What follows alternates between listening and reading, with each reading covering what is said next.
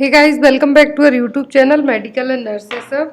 तो कुछ health issue के कारण आपकी क्लासेस कंटिन्यू नहीं करवा पाए। तो आज का जो हमारा टॉपिक रहेगा वो है कम्युनिटी हेल्थ नर्सिंग का टॉपिक है। तो मोस्टली क्वेश्चन यहाँ पे कम्युनिटी हेल्थ नर्सिंग के लिए गए हैं। तो जिनका भी 9 सितंबर को पेपर होने वाला है यूपीसीएचओ के लिए, और 6 सितंबर को पेपर है जिनका ग्वालियर जीएमसी के लिए। तो यहाँ पर ये सभी क्वेश्चन उन लोगों के लिए हेल्पफुल रहेंगे। साथ ही साथ जिनके टर्म एंड एग्ज़ाम होते हैं उनको बहुत सारी क्वेरीज हैं कि BNS 041 के पेपर कहाँ मिलेंगे, BNS 041 42 का सिलेबस क्या है। तो ऑल ओवर थिंग चैनल पर ऑलरेडी अपलोड है। आप प्लीज़ BNS 041 एंड 42 की जो सेपरेट प्लेलिस्ट है उसको जाके चेक करें। वहाँ पे आपको प्रीवियस पेपर एंड वीडियो सभी चीज़ें अवेलेबल हैं। तो यहाँ पर बहुत ही जल्दी विदिन 1 और 2 डेज जस्ट बिकॉज ऑफ कुछ हेल्थ कंडीशन के कारण आपका जो एम्स का पूरा सीरीज़ था PDF फॉर्मेट था वो थोड़ा सा डिले हो गया, बट बहुत जल्दी आपको प्रोवाइड करवा दिया जाएगा 1-2 दिन के अंदर ही। तो यहाँ पर आज का जो टॉपिक है कम्युनिटी हेल्थ नर्सिंग का, एक क्वेश्चन आपके लिए भी छोड़ा गया, उसका आंसर आप लोग कमेंट बॉक्स में ज़रूर देना। तो यहाँ पर जितने भी क्वेश्चन हैं आपके अपकमिंग एग्ज़ाम में हेल्पफुल रहने के साथ साथ जिनके अदर एग्ज़ाम होते हैं उनमें भी ये हेल्पफुल रहेंगे। तो यहाँ पे क्वेश्चन नंबर फर्स्ट है, और मोस्टली क्वेश्चन है यहाँ पे रिपीटेड क्वेश्चन लिए गए हैं जो हर एक एग्जाम में कई बार आते हैं, बार बार रिपीट किए जाते हैं। क्वेश्चन नंबर फर्स्ट है, Haversian canal are found in. तो जो हैवर्सियन कैनाल है कहाँ पर पाई जाती है? ऑप्शन में ब्रेन, बोन, किडनी या फिर ब्रेस्ट। 4 ऑप्शन दिए गए हैं, ब्रेन, बोन, किडनी या फिर ब्रेस्ट। तो जो हैवर्सियन कैनाल है कहाँ पे पाई जाती हैं? ये पाई जाती हैं बॉन्स में।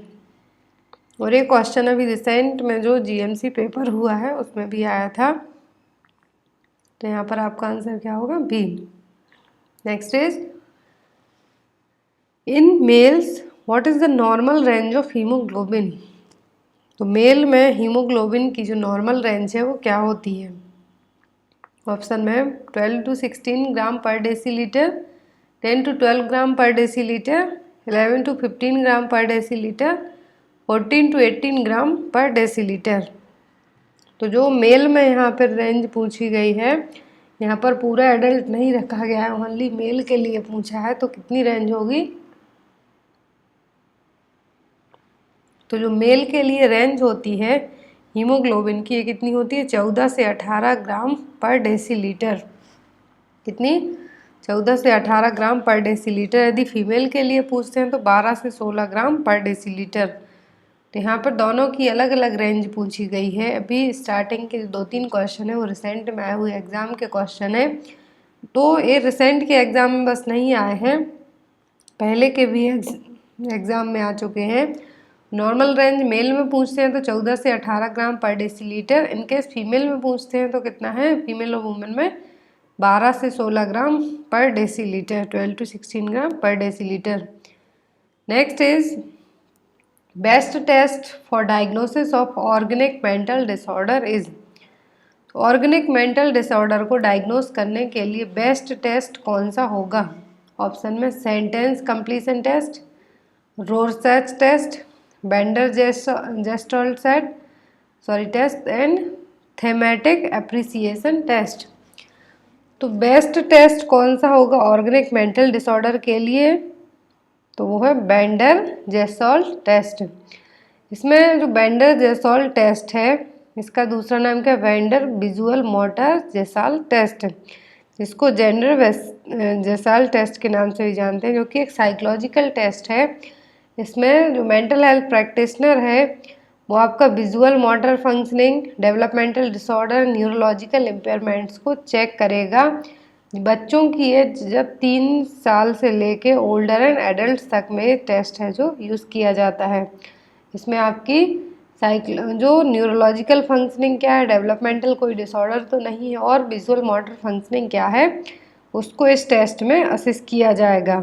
तो ये नॉन इन्वेसिव टेस्ट रहने वाला होता है, और एक तरीके से इसमें आपकी जो मेंटल हेल्थ कंडीशन है, साइकोलॉजिकल टेस्ट है, उसको फाइंड आउट किया जाता है। तो ऑर्गेनिक मेंटल डिसऑर्डर के लिए कौन सा टेस्ट किया जाएगा? Bender gestalt test.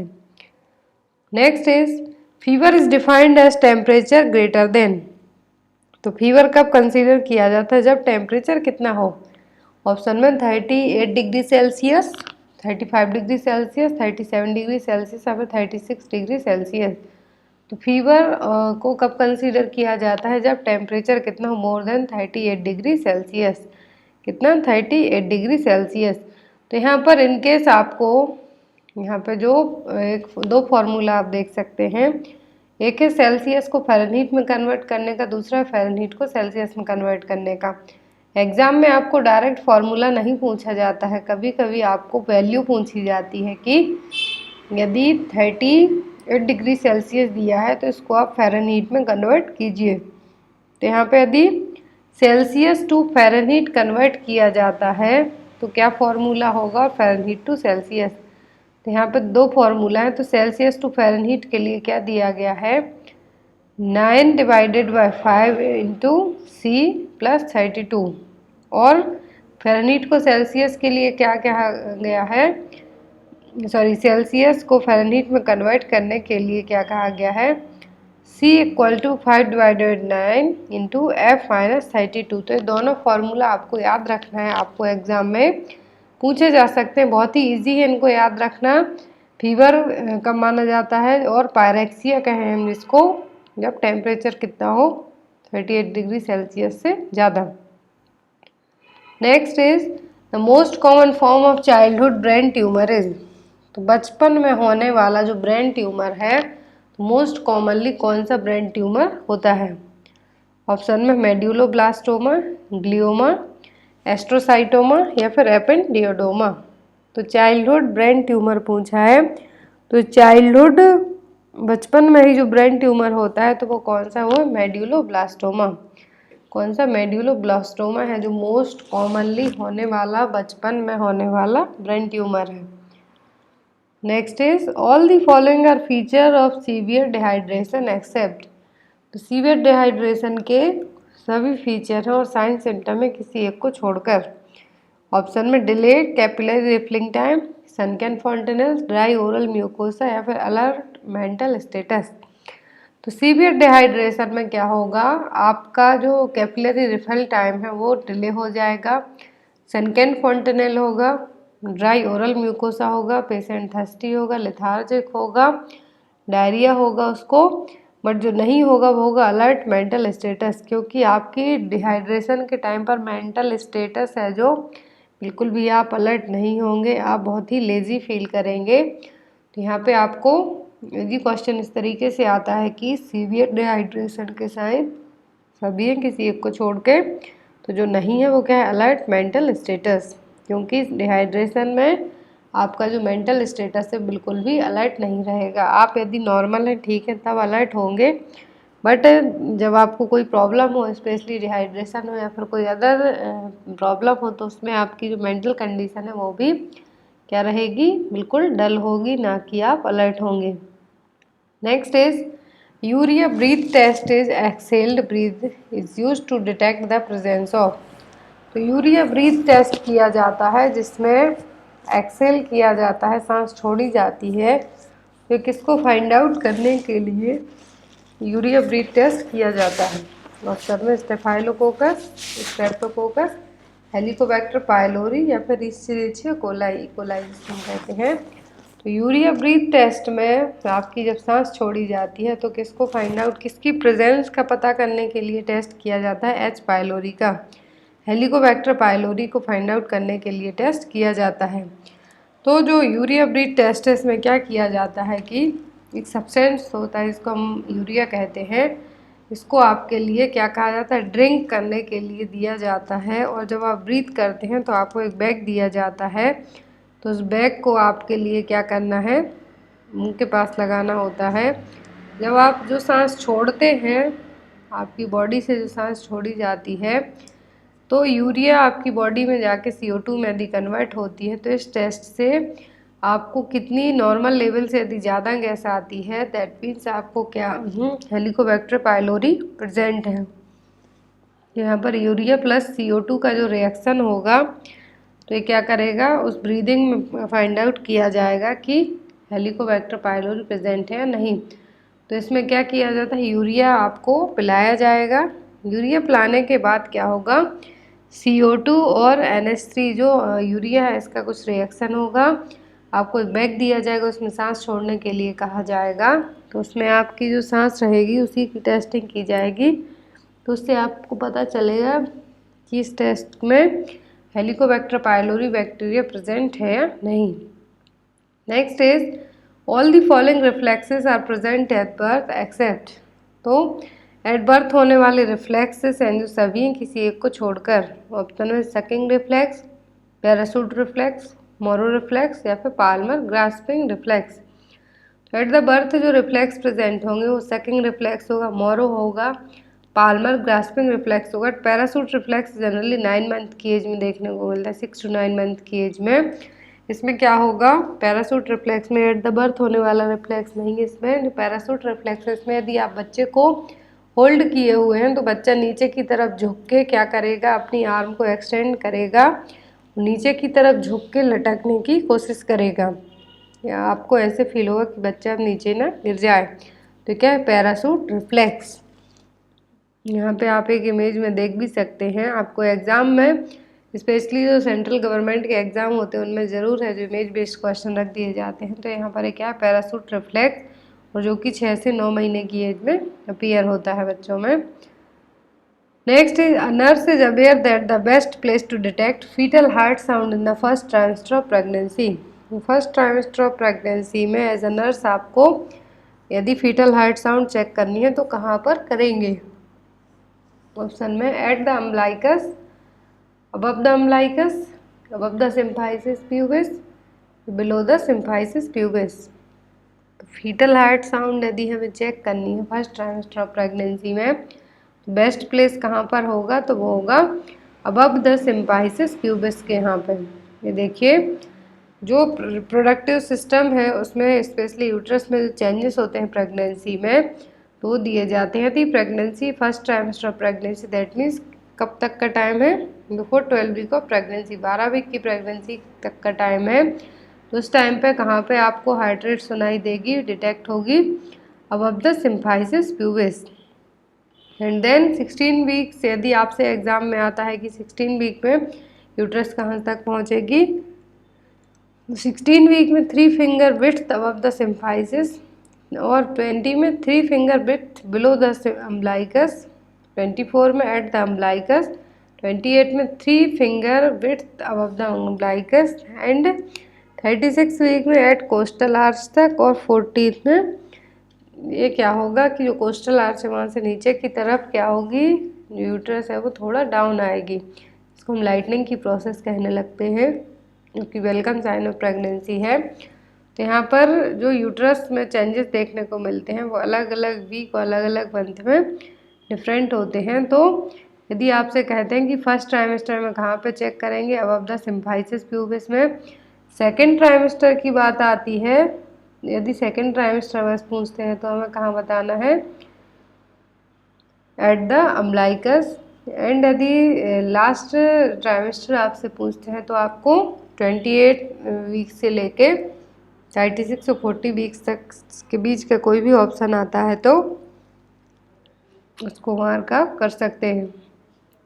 Next is which of the following substance can lead to neurological injury in a newborn known as kernicterus. तो कौन से सब्सटेंस के कारण न्यूरोलॉजिकल इंजरी होने के चांसेस ज़्यादा रहते हैं बेबी में, इस कंडीशन को कर्निकटेरस कहा जाता है। तो किस सब्सटेंस के कारण ये प्रॉब्लम होगी। ऑप्शन में ब्लीवर्डिन, वाइल्ड सॉल्ट, कंजुगेटेड बिलिरुबिन या फिर अनकॉन्जुगेटेड बिलिरुबिन। तो ये जो प्रॉब्लम क्रिएट होगी जो कि एक न्यूरोलॉजिकल इंजरी भी का भी कारण हो सकती है न्यूबॉर्न बेबी में, इसको कर्निकटेरस कहा जाता है। किसके कारण होती है, ये होती है अनकॉन्जुगेटेड बिलिरुबिन के कारण। यहाँ पर क्या होता है, जो अनकॉन्जुगेटेड बिलिरुबिन क्या होता है, जिसको हम बैड बिलिरुबिन भी कह सकते हैं क्योंकि लिपिड सॉल्यूबल है, ना कि वाटर सॉल्यूबल है। तो क्या होता है, हीमोग्लोबिन का ब्रेकडाउन जब ज़्यादा होता है तब एक प्रोडक्ट बनता है जिसको हम क्या कहते हैं, बिलिरुबिन। अनकॉन्जुगेटेड बिलिरुबिन क्या है, वेस्ट प्रोडक्ट रहता है। बट यही जब अनकॉन्जुगेटेड बिलिरुबिन कॉन्जुगेटेड और डायरेक्ट बिलिरुबिन में कन्वर्ट होना चाहता है तब एक एंजाइम की ज़रूरत पड़ती है, इसका नाम है यूरिडीन डाइफास्फो ग्लूकोनोसाइड ट्रांसफरेज, यूजीटी एंजाइम के नाम से इसको हम जानते हैं। तो इस एंजाइम क्या कन्वर्ट कर देता है अनकॉन्जुगेटेड को कॉन्जुगेटेड बिलिरुबिन में। कॉन्जुगेटेड बिलिरुबिन है वाटर सॉल्युबल है, इजीली किडनी के थ्रू क्या हो जाते हैं, एक्सक्रीट हो जाते हैं। बट जो अनकॉन्जुगेटेड लिपिड वाले जो बिलिरुबिन है इजीली बिल्कुल भी एक्सक्रीट नहीं होते हैं। Next is the perception of active fetal movement felt by the mother during the pregnancy is known as. Active fetal movement जो मदर को फील होते हैं प्रेगनेंसी में वो क्या कहलाते हैं? ऑप्शन में लाइटनिंग, क्विकनिंग, ब्लॉटमेंट या फिर एंगेजमेंट। एक्टिव फीटल मूवमेंट यदि प्रीमी पैरा की बात करें तो 16 to 20 वीक ऑफ प्रेगनेंसी में फील होने लगते हैं। जो मल्टी ग्रेविडा होती है उनमें 16 to 20 वीक में फील होने लगते हैं क्विकनिंग। बट जो प्रीमी होती हैं उनमें 20 वीक के बाद ही फील होना स्टार्ट होते हैं। तो एक्टिव फीटल मूवमेंट जो कि मदर को फील होते हैं प्रेगनेंसी में क्या कहलाते हैं? Quickening. Next is the pain that develops within the organ is called. तो ऐसा पेन जो ऑर्गन्स के अंदर हो रहा हो उसको क्या कहा जाता है? ऑप्शन में somatic pain, visceral pain, neuropathic pain या फिर नोसिसेप्टिव पेन। ऐसा पेन जो ऑर्गन्स में ही आपको क्या हो रहा है, डेवलप हो रहा है, दर्द हो रहा है, वो क्या है? Visceral pain. जैसे कि आपको चेस्ट पेन हो सकता है। चेस्ट पेन के अलावा जो अदर ऑर्गन है लिवर के यहाँ पे पेन हो सकता है, ये सभी क्या हो जाएंगे? Visceral pen. नोसिसेप्टिव पेन है, इसमें 3 कैटेगरी आ जाती है, सोमेटिक, विसरल या फिर न्यूरोपैथिक। सोमेटिक में आता है कि जो मस्कुलोस्केलेटल सिस्टम से अराइज होगा, जो कि एक्की होगा, डल होगा, लोकलाइज्ड होगा, जैसे कि फ्रैक्चर और पोस्ट ऑपरेटिव इन्फेक्शन का पेन होगा। पर विसरल पेन में आपके जो भी इंटरनल ऑर्गन है वहाँ पर, जैसे कि जीआई ट्रैक्ट के ऑर्गन ही ले लो, पैंक्रियाज ले लो, यहाँ पे कुछ पेन होना जिसके कारण इसको क्या कहा जाता है? Visceral pain. ये किसी भी बॉडी पार्ट में हो सकता है। न्यूरोपैथिक में कोई भी इंजरी आपके central nervous system, peripheral nervous system से जुड़ी हुई हो तब उस इंजरी को क्या कहा जाता है? Neuropathic pain. Next is immune status in diphtheria can be tested by. Diphtheria का जो इम्यून स्टेटस है किस टेस्ट से चेक किया जाता है? ऑप्शन में फ्रीज टेस्ट, लेप्रोबिन टेस्ट, सिक टेस्ट या फिर डिक टेस्ट। डिप्थीरिया का जो इम्यून स्टेटस यदि पता करना है तो उसके लिए जो टेस्ट होता है वो क्या है? Sick test. Next is all the following are qualitative research method except. सभी क्वालिटेटिव रिसर्च मेथड हैं किसी एक को छोड़कर। ऑप्शन में कोरिलेशन, एथनोग्राफी, ग्राउंडेड थ्योरी या फिर फिनोमोलॉजी। जो क्वालिटेटिव रिसर्च की सभी क्वालिटी हैं जो नहीं है वो क्या है? कोरिलेशन, किसी एक दूसरे को जोड़ते हुए हमें सो नहीं करना है इसमें क्वालिटेटिव रिसर्च में। Next is in the liver bilirubin is conjugated with which one. तो लिवर में जो बिलिरुबिन है किसके साथ जुड़े हुए होते हैं? ऑप्शन में है ग्लूकोनिक एसिड, HCl एसिड, पेंटा एसिड या फिर नन ऑफ द अबव। तो बिलिरुबिन है जो कि ये कंजुगेटेड है, तो इसका किसके साथ या फिर कौन सा एसिड इसके लिए हेल्पफुल होगा? तो वो gluconic acid. Next is assuming that all members of group are like a called. तो वो यदि हम अज्यूम करते हैं, मानते हैं कि ग्रुप में जितने मेंबर हैं वो सभी एक से हैं, तब क्या कहेंगे? ऑप्शन में cultural competency, stereotyping, clustering, cultural imposition. तो ये सिचुएशन क्या कहलाती है? कहलाएगी स्टीरियोटाइपिंग, जिसमें बहुत सारे जो लोग हैं एक ही ग्रुप के हैं, सेम चीज़ पर काम करते हैं, तो क्या हो जाएगा? Stereotyping. Next is Kegel exercise is done to. तो कीगल एक्सरसाइज किसके लिए की जाती है? ऑप्शन में strengthening bladder muscle tone, prevent urinary infection, assist in toileting, promote fluid intake. तो कीगल एक्सरसाइज क्या करती हैं? पेल्विक फ्लोर मसल को मजबूत बनाने का काम करती हैं, ताकि बार बार जो इनकॉन्टिनेंस की प्रॉब्लम होती है उसको ट्रीट किया जा सके। कीगल एक्सरसाइज क्यों की जाती है? Strengthening the bladder muscle tone. Next is the level of care that includes medical therapy and surgical treatment is called. तो ऐसी केयर जिसमें मेडिकल थेरेपी के साथ साथ सर्जिकल ट्रीटमेंट की भी ज़रूरत पड़ जाए वो क्या कहलाएगी? ऑप्शन में प्रीमोर्डियल, प्राइमरी, सेकेंडरी या फिर tertiary level of prevention. Surgery की बात की जा रही है, यहाँ पर सर्जिकल ट्रीटमेंट दिया जाना है, तो कौन सा है जो कौन सा लेवल ऑफ प्रिवेंशन होगा? ये तो होगा टर्सरी लेवल ऑफ प्रिवेंशन, क्योंकि यहाँ पे ना तो इसमें पेशेंट को डायग्नोस किया जाए, ना चेक किया जाए, डायरेक्ट सर्जरी की बात की जा रही है। क्या tertiary level of health prevention.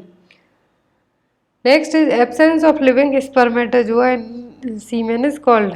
तो यदि सीमेन में क्या हो, स्पर्मेटोजोआ प्रेजेंट ना हो तो क्या कहलाएगा? ऑप्शन में ओलिगोस्पर्मिया, ओलिगोजूस्पर्मिया, इजोस्पर्मिया, फिर टेरेटोजूस्पर्मिया।